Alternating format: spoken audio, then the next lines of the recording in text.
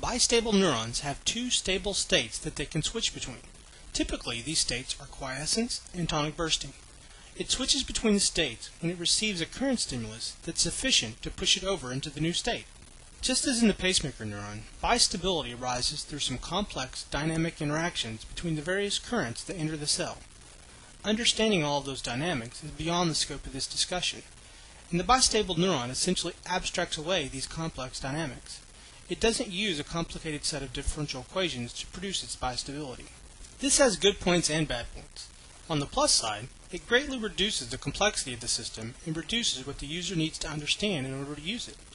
Also, since we're not using sets of differential equations, but instead are using a simple algorithm, it means that the model can run much more quickly. On the minus side, you're eliminating the rich detail that's possible to get by using the differential equations to specify this type of behavior. But since the goal behind these neural models is to be as fast as possible, while still retaining as many of the core biological concepts, using an algorithmic approach makes sense in this case. The way this bistable model works is that if the membrane voltage of the neuron goes above the switch voltage threshold, V sub STH, then the high current, I sub H, is injected into the cell. That current will remain on until the membrane voltage is brought back down below the switch threshold. When the voltage goes below this threshold, I sub H is turned off, and the low current, I sub L, is turned on instead. It's the user's responsibility to make sure that the high current is sufficient to keep the membrane voltage above the switch threshold tonically. If this is not done, then even though the high current is being injected into the cell, the voltage will drop back down below the switch threshold, and the low current will switch on instead. Let's begin by creating a project. A copy of this project is located at Program Files, AnimatLab, Tutorials, Neural Networks. Please choose where you want to create this project, and then name it Bistable Firing Rate Neuron.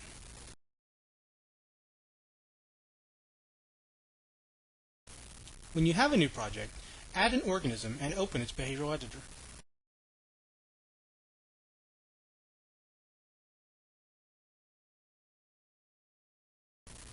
Then add a bistable neuron to the diagram. Change its high current to 2 nanoamps. Now add 3 stimuli to this neuron.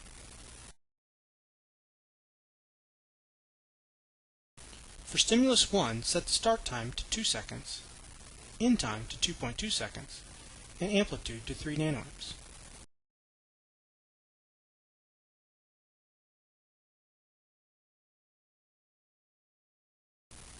For stimulus 2, set the end time to 6.2 seconds, start time to 6 seconds, and amplitude to negative 3 nanoamps.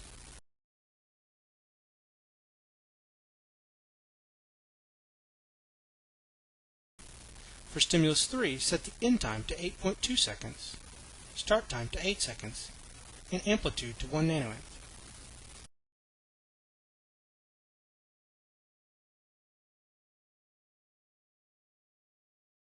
Now add a new line chart and add entries for the firing frequency, membrane voltage, and intrinsic current.